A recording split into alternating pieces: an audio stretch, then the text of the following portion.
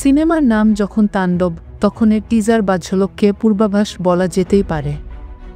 সদ্য মুক্তি পাওয়া সেই পূর্বাভাসে উঠে এলো এক মহাবিপদের বার্তাও, আর তা সাবধানতা অবলম্বন করে দেখার অপেক্ষায় দর্শকেরা। হ্যাঁ, রায়হান রাফি নির্মিত এই ছবিটির ঝলক এমনই শোরগোল ফেলেছে দর্শকদের মাঝে, যার অন্যতম কারণ মেগাস্টার শাকিব খান।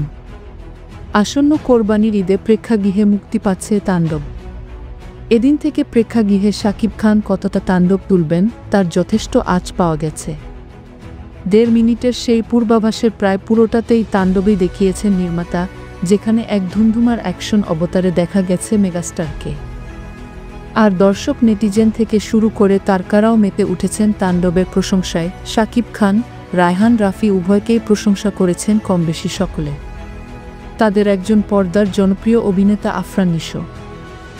তাণ্ডব এর প্রায় সকলকেই বেছে বেছে প্রশংসা করলেন অভিনেতা। সদ্যই ইনস্টাগ্রামে একটি ফটো স্ট্যাটাস দিয়েছেন আফরান নিশো।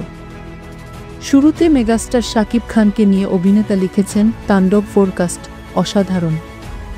শাকিব খান, এক শক্তিশালী উপস্থিতি।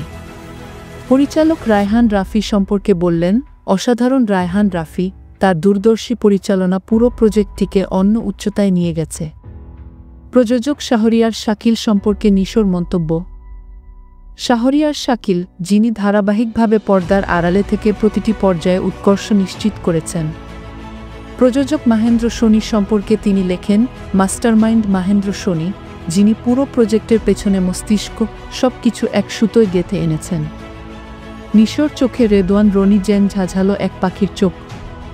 তার সম্পর্কে লিখেছেন, রেদওয়ান রনি পাখির মতো তীক্ষ্ণ দৃষ্টি আর নির্ভীক সিদ্ধান্তে এসেছে অনন্য এক স্বাদ। চুপি চুপি বিস্ফোরণ ঘটালেন। সবশেষে আফরান নিশো উল্লেখ করেন, তাণ্ডবের পূর্বাভাস যেমন সুন্দরভাবে বাস্তবায়িত হয়েছে, তেমন অত্যন্ত সম্ভাবনাময় মনে হচ্ছে। পরিশ্রম এবং নিষ্ঠার জন্য পুরো টিমকে ধন্যবাদ। আপনাদের সকলকে অগ্রগতি ও সাফল্যের জন্য শুভকামনা।